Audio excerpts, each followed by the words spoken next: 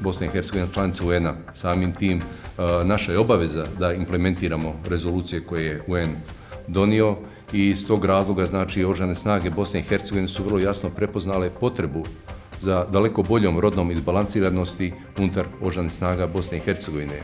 Ove godine su stvari obilježila 20 godina od usvajanja rezolucije UN-a 1325 koja u stvari ima za cilj da značajno poboljša ulogu žena u društvu, ali i da zaštiti žene od ratnih strahota i dešavanja.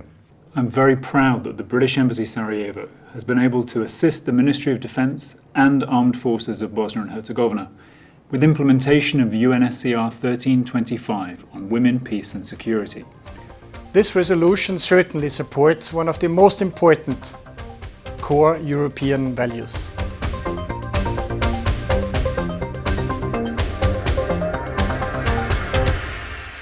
Pa mogu reći da i po pitanju sprovođenja rezolucije 1325, ali i naših obaveza na NATO putu, Oružane snage Bosne i Hercegovine svake godine značajno povećavaju prisutnost žena unutar Oružanih snaga Bosne i Hercegovine.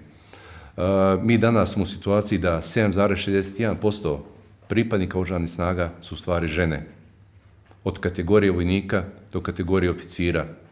U svim činovima, od vojnika do brigadira. I ono što mi zaista u praksi očekujemo jeste da u skoroj budućnosti i među ključnim personalom Oružanih snaga Bosne i Hercegovine, govorimo o generalskim pozicijama, budu i žene.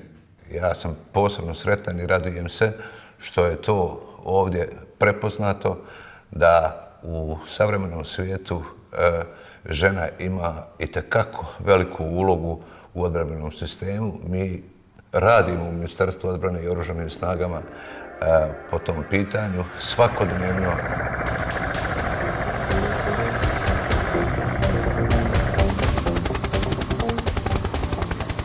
Moje ime je Anja Rulj. Ja sam ljekar, ujedno i oficir u Oružanim snagama. Moj čin je čin potporučnika, u vojsci radim oko godinu i pol. Moja porodica je bila iznenađena odlukom da postanem oficir u Oružanim snagama, jer sam studirala nešto sasvim drugo. Ali bili su veoma ponosni kada sam završila akademiju i pristupila Oružanim snagama.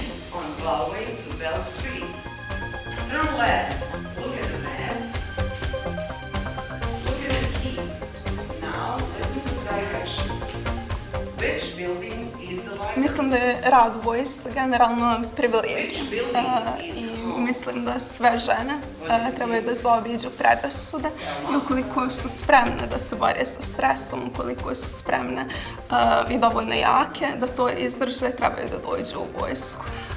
Vojska, osim što nam pruža mogućnost da nosimo vojnu uniformu, ali samim tim se osjećamo na jedan način posebno, pruža nam i mnoge mogućnosti za školovanje i usavršavanje, jer je poznato da u vojsci uglavnom rade mladi ljudi.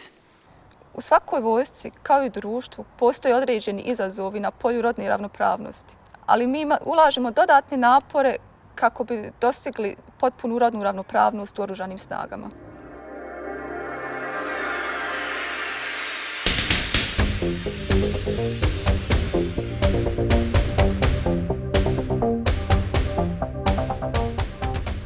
Dakle, ja rodnu ravnopravnost shvatam ne samo kao prava žene, nego prava i muškarca i žene. U Oružanim snagama je tako koncipirano da mi ne dijelimo poslove na muške i ženske, to jest obaveza na muške i ženske, nego po ustrojbenoj poziciji. Tako da ako se u slučaju, ako budem radio u postrojbi da mi je zapovjednik žena, jednako tako ću izvršavati zapovjedi koje mi ona izda, nego da mi izda zapovjednik muškarac. Isto tako trebalo bi se poraditi na tome da se žene shvati kao ravnopravne pripadnike jedne postrojbe, jer one mogu uvelike doprinijeti uspješnijem djelovanju jedne postrojbe.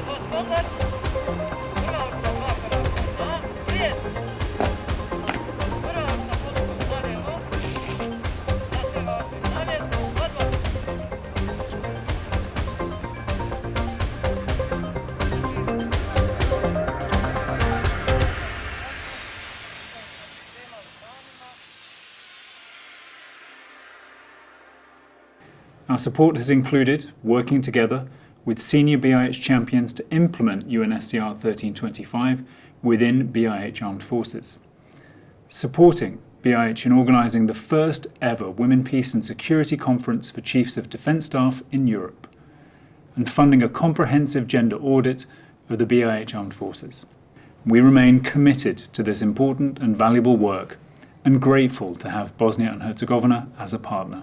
Među prvima u svijetu Oružane snage Bosne i Hercegovine su napravile rodnu analizu Oružanih snaga Bosne i Hercegovine sa preko 50 zaključaka i vrlo jasnim preporukama koje moraju biti integrisane u strateške, doktrinarne i ostale dokumente koje su od ključne važnosti za Oružane snage Bosne i Hercegovine od najvišeg do najnižeg nivoa i kroz segment obuke. I to je ono što u stvari kroz praktičan način Oružane snage pokušavaju da na najbolji način, kroz najbolje prakse implementiraju rezoluciju UN-a 1325. As we mark the 20th anniversary of UN Security Council Resolution 1325, I am proud that NATO headquarters Sarajevo has been an active participant in its implementation within the armed forces of BiH. Concrete amendments have been adopted to the regulatory frameworks to move this issue forward, and we are collaborating on the next steps, implementing these regulations to achieve practical results.